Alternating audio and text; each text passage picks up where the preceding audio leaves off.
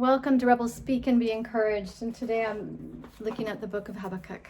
Habakkuk is a prophet, a contemporary of Jeremiah. So he's speaking to the southern kingdom, Judah. The northern kingdom is no more. They fall into the Assyrians. And Judah, the Book of Habakkuk, different people place it at different points in history, but definitely pre the final fall to Babylon, but maybe there's already Babylon's exerted a lot of power and it's ruthless. And in this, I'm just going to read through it.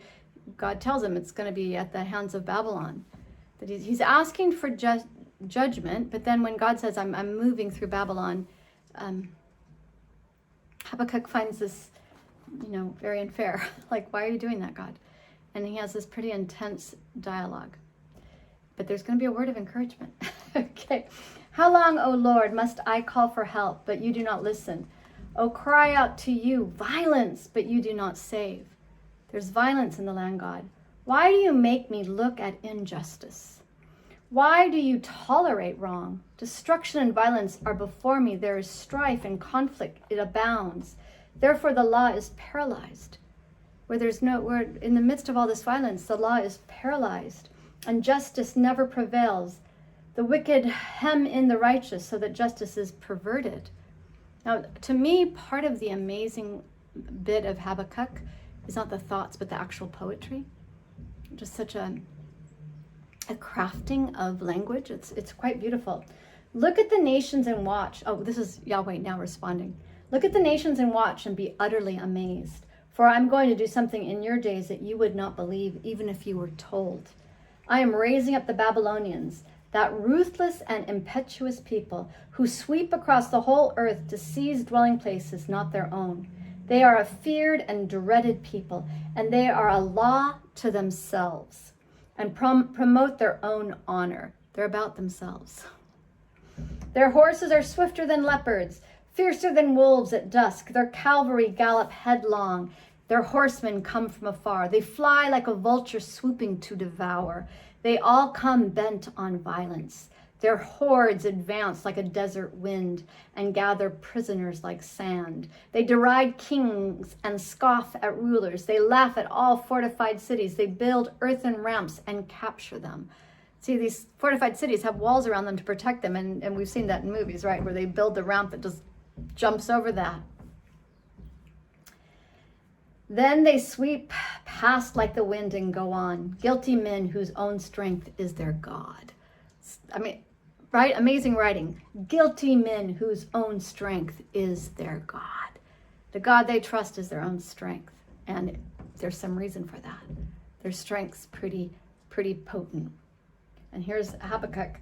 Oh, Yahweh, are you, Oh, Yahweh, are you not from everlasting? My God, my Holy One, we will not die. O Yahweh, you have appointed them to execute judgment. O Rock, you have ordained them to punish. Your eyes are too pure to look on evil. You cannot tolerate wrong. God, this isn't right, right? Why then do you tolerate the treacherous? Why are you silent while the wicked swallow up those more righteous than themselves? In all of our disarray and all of our sin, God, we're nothing like Babylon. You have made men like fish in the sea, like sea creatures that have no ruler. There's something about the ways of men, humans, that no one seems to be in control. The chaos is so brazen and bold. The wicked foe pulls all of them up with hooks.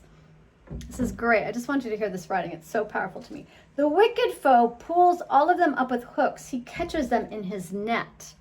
He gathers them up in his drag net. And so he rejoices and is glad. So there's this net, and he drags the net and catches all of them. And then he catches them. They're stuck. They're caught in the net, and he rejoices and he's glad. Therefore, he sacrifices to his net, whatever this tool he used to just this drag net. But the imagery here to me is so powerful. He sacrifices to his net and burns incense to his drag net, that worship of his own power. For by his net, he lives in luxury and enjoys the choicest food. Isn't that amazing? Like, Wow.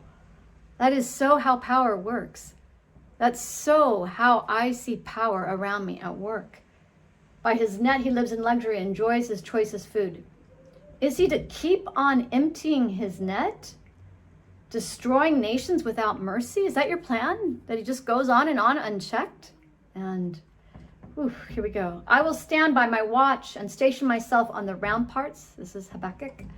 I will look to see what he will say to me and what answer I am to give to this complaint. God, it's not okay. What you're telling me is not okay. And here's God's second answer. Then Yahweh replied, write down the revelation and make it plain on tablets, so that a herald may run with it. I'm making a proclamation. I want everyone to hear it. For the revelation awaits in appointed time. It speaks of the end and will not prove false. Though it linger, wait for it. It will certainly come and will not delay. See, he is puffed up. His desires are not upright, but the righteous will live by his faith. God is saying here, I see the difference between the puffed up and the one whose desires aren't right, and the righteous. Indeed, wine betrays him. He is arrogant and never at rest. It's just powerful to me.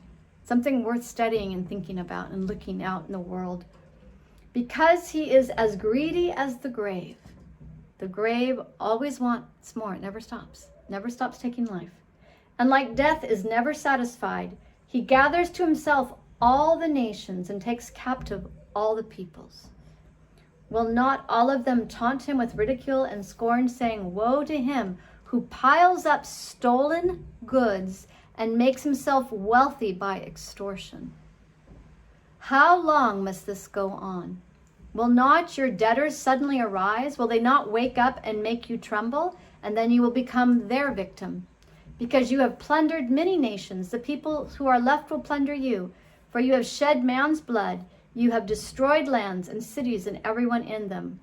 Woe to him who builds his realm by unjust gain, to set his nest on high, to escape the clutches of ruin. You have plotted the ruin of many peoples, shaming your own house and forfeiting your life. The stones of the wall will cry out. The stones of the wall will cry out, and the beams of the woodwork will echo it. And here's what they're going to cry. Woe to him who builds a city with bloodshed and establishes a town by crime. Has not Yahweh Almighty determined that the people's labor is only fuel for the fire? That the nations exhaust themselves for nothing? That's kind of a common image in the Old Testament of why do the nations work so hard? Because in a minute, God has authority over them. And in a minute, God changes reality. And they're working against one so much stronger than they, and they don't know it. The nations exhaust themselves for nothing, for the earth will be filled with the knowledge of the glory of Yahweh as the waters cover the sea. This is God's response to Habakkuk's complaint. That God is about these nations that fall in love with their own strength and become the object of their own idolatry. Don't know what God's about. But God is about the earth being filled with knowledge of God's goodness, glory, as the waters cover the sea. Woe to him who gives drink to his neighbors, pouring it from the wineskin till they are drunk, so that he can gaze on their naked bodies. Seduction. You will be filled with shame instead of glory. Now it is your turn. Drink and be exposed. The cup from Yahweh's right hand is coming around to you, and disgrace will cover your glory. The violence you have done to Lebanon will overwhelm you, and your destruction of animals will terrify you, for you have shed human blood, and you have destroyed lands and cities and everyone in them. God is saying here, I'm not blind. I'm not blind to the evil. God's not blind to Judah's evil. God's not blind to Babylon's evil. God's not blind today to the evil that takes what is not its own, the evil that is destroying life. God is not blind. God is not blind to the ways of evil. God is not blind to evil's cruelty.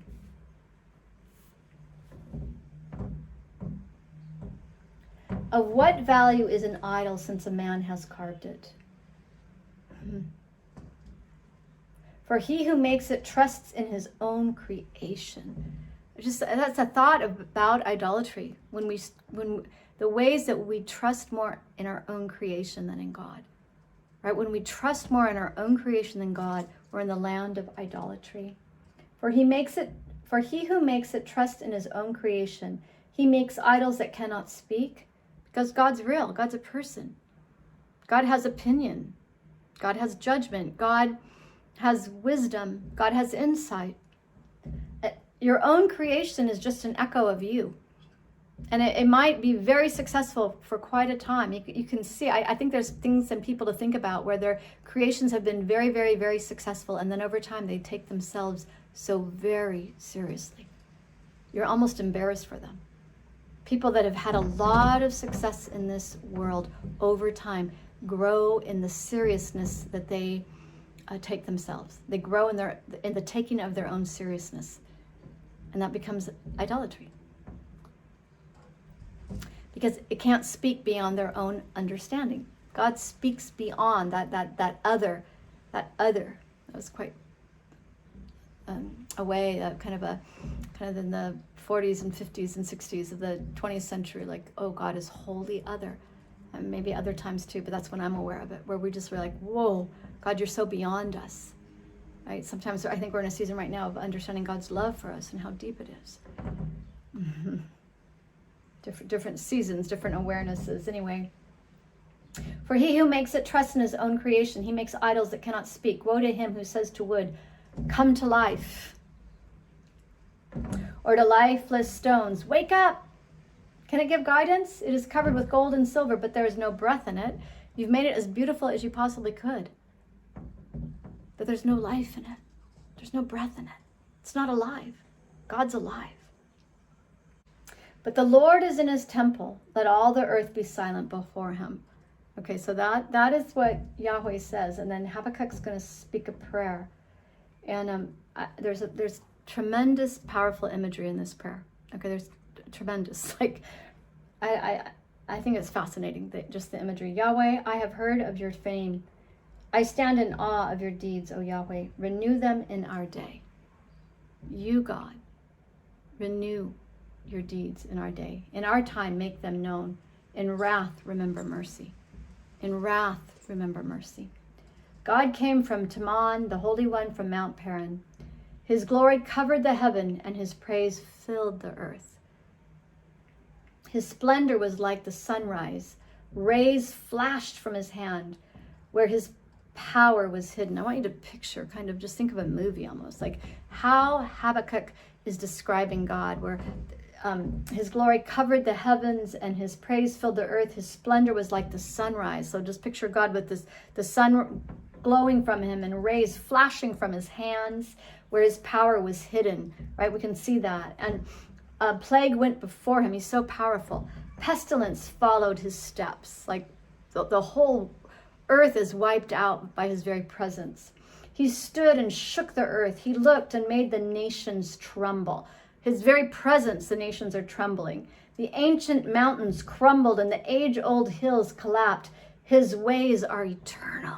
Nothing can stand up to God. I saw the tents of Cushan in distress, the dwelling of Midian in anguish. The lands nearby are just as God appears, the tents crumble. The land itself, the dwellings, the homes, not the land itself, the dwellings are just in anguish. Like God just walks in and everything falls apart. God just steps in and God's glory, just everything falls apart. Were you angry with the rivers, O Yahweh? Was your wrath against the streams? Did you rage against the sea when you rode with your horses and your victorious chariots?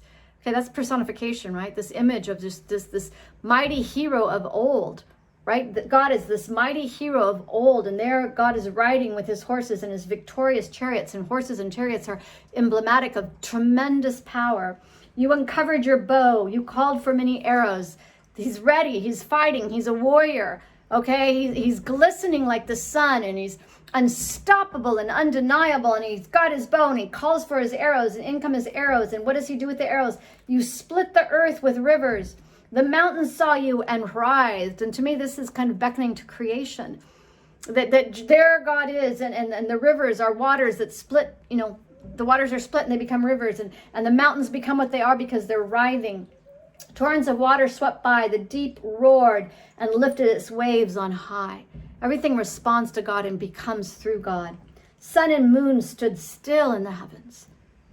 Mm-hmm. At the glint of your flying arrows, God is on the move. And everything responds to this glory and power. At the lightning of your flashing spear in wrath, you strode through the earth. God has come and God is angry and everything's responding to this magnificent presence. In wrath you strode through the earth, and in anger you threshed the nations like wheat.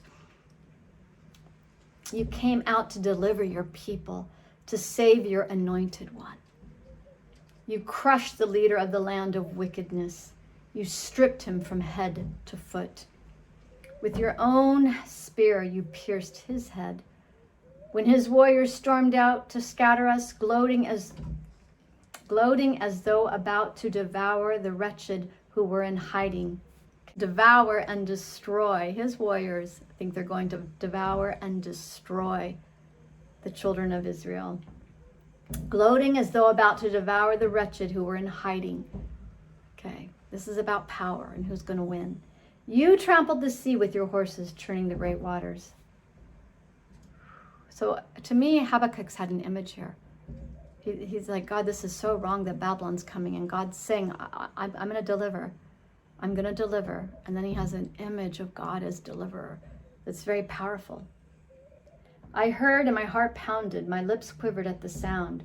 Decay crept into my bones and my legs trembled. Yet I will wait patiently for the day of calamity to come on the nation invading us. Okay, so Habakkuk is in a situation where Babylon is destined to destroy them. Yet Habakkuk has this image of God's power and authority overriding Babylon. But it's not the story that's happening right now. And Habakkuk says, I heard and my heart pounded, my lips quivered at the sound, decay crept into my bones, and my legs trembled. Yet I will wait patiently for the day of calamity to come on the nation invading us. And then this is a very famous verse.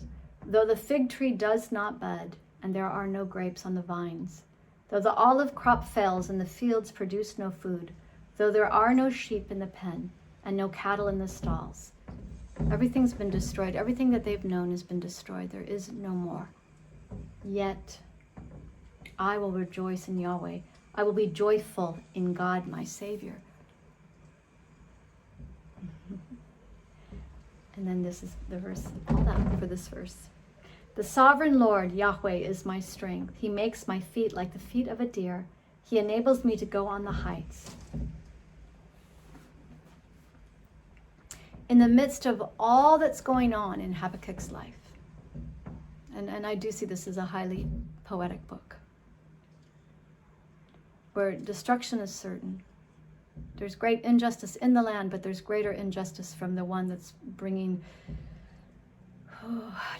the one that God's allowing to come in and deal with Judah. And Habakkuk's just pondering this, and then he has this image of God where God says, no, you might have to wait a while, but I'm working all of this to my glory, to righteousness.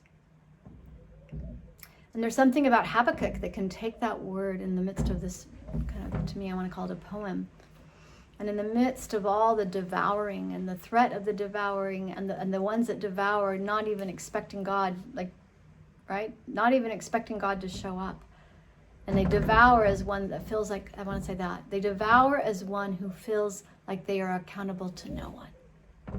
These devouring presences that believe they're greater than everybody. And they believe they're accountable to no one.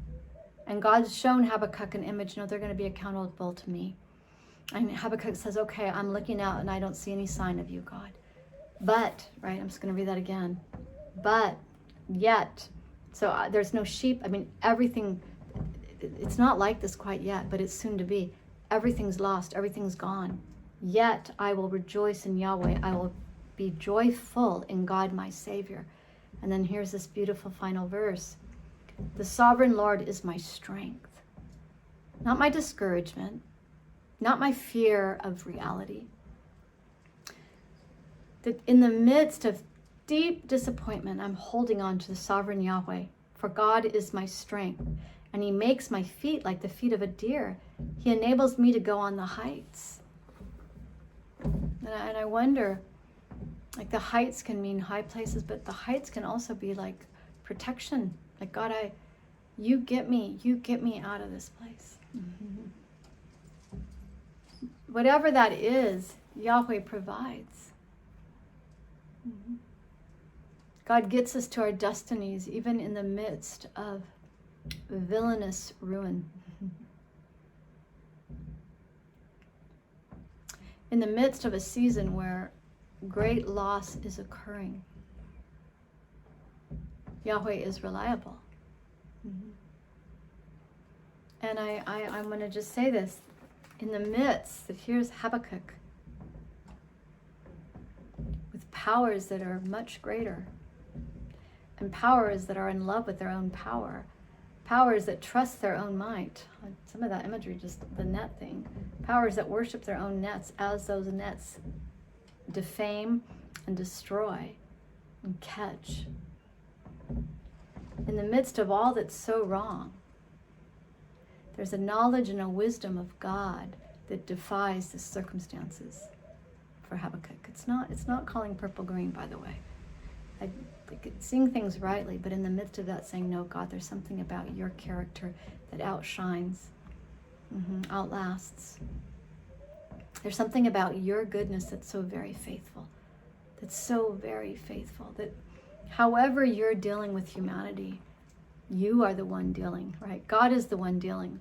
Circumstances say, oh, I'm greater. And we're like, no, circumstances, you're serving Yahweh. You're serving Yahweh. You're serving Yahweh. Yet I will rejoice in Yahweh. I will be joyful in God my Savior, because he's purposing, right? God is purposing that the water, there will be knowledge, for the earth will be filled with the knowledge of, for the earth will be filled with the knowledge of the glory of the Lord as the waters cover the sea.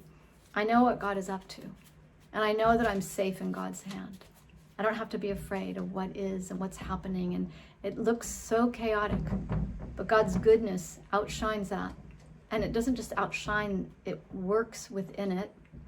God has devised a plan that's bringing knowledge of who God is to the land and to the circumstances, to the situations. The sovereign Lord is my strength, I say, in the midst of this moment. He makes my feet like the feet of a deer. He makes my feet able to just, right, go to places that normally feet can't get to. He enables me to go on the heights. That's that final bit of Habakkuk. He enables me to go on the heights.